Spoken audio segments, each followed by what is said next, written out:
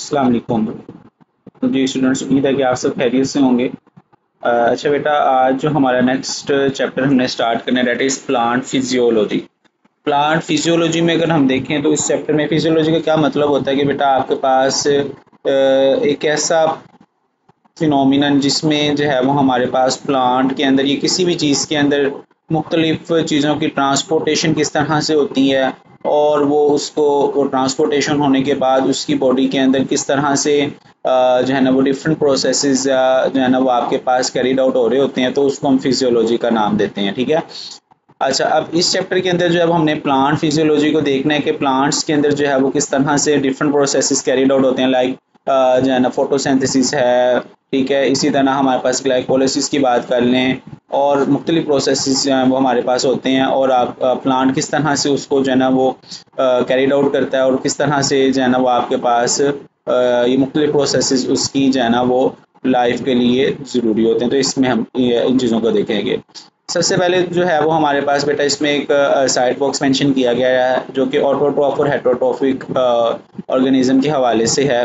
जो आपने lower classes के अंदर भी ये बात पढ़ी हुई है कि ऑटोट्रॉफिक ऑर्गेनिज्म कौन से होते हैं कि जो अपनी फूड को खुद से प्रिपेयर कर सकते हैं एनवायरनमेंट से।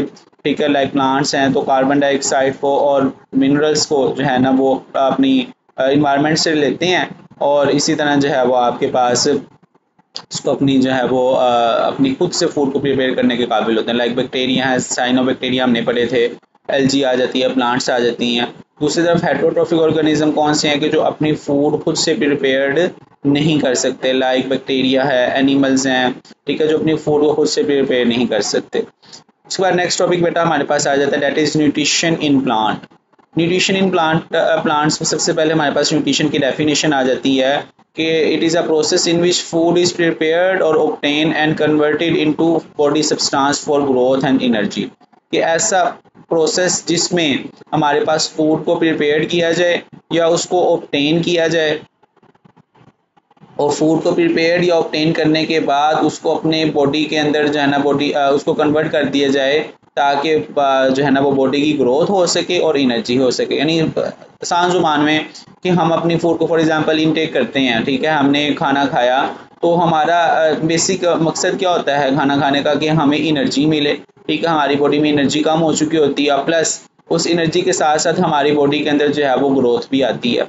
फिर दूसरी तरफ हमारे पास आ जाता है न्यूट्रिएंट्स क्या होते हैं। यानी ये तो एक प्रोसेस आ गया ना।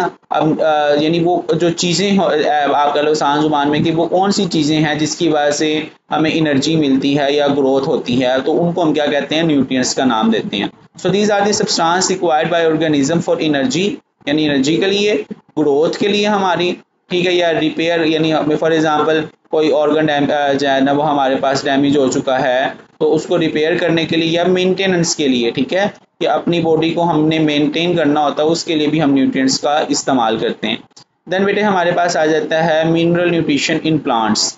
सबसे पहले बात जो है वो फोटोसिंथेसिस की है कि प्लांट्स जो है ना वो सनलाइट की प्रेजेंस में अपनी फूड को प्रिपेयर करते हैं। किस तरह से कि कार्बन डाइऑक्साइड और वाटर लेते हैं इन दी प्रेजेंस ऑफ सनलाइट, और शुगर का जो है ना आगवास मॉलिक्यूल बनता है। इसी तरह जो है वो हमारे पास यहाँ पे दो चीज़ें हैं, मैक्रो न्यूट्रिएंट्स आ जाते हैं और माइक्रो न्यूट्रिएंट्स आ जाते हैं, दोनों में डिफरेंस आ जाता होता है। ठीक है, तो मैक्रो का वर्ड जो है वो आपको पता है कि बेटा लार्ज के लिए यूज़ किया जाता है। तो मैक्रो न्यूट्रिएंट्स क्या होते हैं कि the minerals which are required in large quantity, these are called as macro nutrients. कि ऐसे मिनरल्स या ऐसी चीज़ें जो कि हमें लार्ज क्वांटिटी में रिक्वायर्ड हों, लाइक कार्बन है, हाइड्रोजन है, ऑक्सीजन है, फॉस्फोरस है, एट्सेट्रा। जबकि ऐसे मिनरल जो कि हमें कम क्वांटिटी में चाहिए हों, ठीक है, तो उसे हम क्या कहते हैं, आयरन, मोलिब्डिन, इसी तरह मोलिब्डिनम आ जाता है, बोरॉन आ जाता है, एट्सेट्रा। तो बेटा ये मैक्रो और माइक्रो न्यूट्रिएंट्स का मतलब हरगिज़ ऐसा नहीं होता कि मैक्रो न्यूट्रिएंट्स जो हैं वो हमारी ज़िंदगी के लिए जो है ना वो ज़्यादा ज़रूरी होते हैं, और माइक्रो न्यूट्रिएंट्स जो है ना वो हमारी ज़िंदगी के लिए ज़रूरी नहीं होते। ये आपने कभी भी नहीं सोचना। मैक्रो न्यूट्रिएंट्स और माइक्रो न्यूट्रिएंट्स दोनों ही ज़रूरी होते हैं। Like for example micro nutrients है तो माइक्रो न्यूट्रिएंट्स में हमारे पास जो है ना वो आप कह लो कि आयोडीन भी आ जाती है। ठीक है, तो आयोडीन अगर हम का कम इस्तेमाल करते हैं तो उसकी वजह से जो है ना वो आपके पास गोइटर की डिजीज भी देखने में आती है, ठीक है। तो इसलिए इसका हरगिज़ मतलब ये नहीं होता कि आप माइक्रो और मैक्रोन्यूट्रिएंट्स में ये है कि वो आपको ज़्यादा चाहिए होते हैं और ये कम चाहिए होते हैं, ठीक है। वैसे इसकी क्वांटिटी के हवाले से देखें तो वो क्वांटिटी ज़्यादा चाहिए मतलब होती है और माइक्रोन्यूट्रिएंट्स की क्वांटिटी हमारी बॉडी में कम होती है। अब बेटे यहाँ पे इस यानी मिनरल न्यूट्रिशन इन प्लांट्स में सिर्फ आपने 2 डेफिनेशन और प्लस एग्जांपल कोड करनी है, वो आपने इसको लर्निंग के हवाले से देखना है। देन हमारे पास बेटा एक टेबल यहाँ पे गिवन है जो कि आपको role of mineral nutrients in plants के हवाले से दिया हुआ है कि एक टेबल है कि मैक्रोन्यूट्रिएंट्स में कार्बन का क्या रोल है हमारी बॉडी में कि it is a major component of all biomolecule, जितने भी हमारी बॉडी के अंदर बायोमोलिक्यूल हैं उसका एक मेजर कंपोनेंट है। हाइड्रोजन है तो it is a major component of all biomolecule, ऐसे ही आपके पास हाइड्रोजन है। ऑक्सीजन के हवाले से बात कर लें तो ये भी बायोमोलिक्यूल का एक मेजर कंपोनेंट है। सेलुलर रेस्पिरेशन यानी CH बॉन्ड जिसमें टूटते हैं उसके लिए भी ऑक्सीजन रिक्वायर्ड होती है। फॉस्फोरस जो कि हमने लास्ट चैप्टर में पढ़ा कि ATP का एक कंपोनेंट आ जाता है हमारी बॉडी में जो एनर्जी का मॉलिक्यूल होता है। न्यूक्लिक एसिड यानी DNA और RNA जो आपके पास हैं, एंड कोएंजाइम भी हमने लास्ट चैप्टर के अंदर पढ़े, उसके लिए भी ज़रूरी होता है जैसे NADH है, ATP है।